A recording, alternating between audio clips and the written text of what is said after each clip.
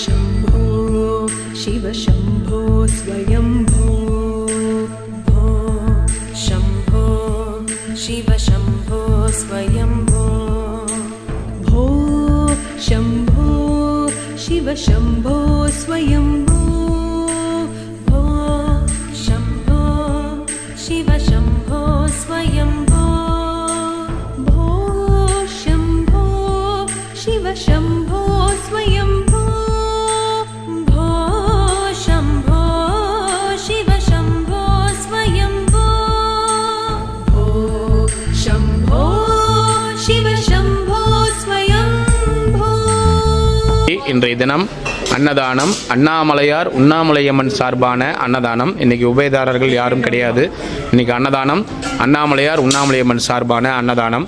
எல்லாரும் எல்லா வளமும் நலமும் பெற்று சந்தோஷமாக வாழணும். அண்ணாமலையார் கரோகரா.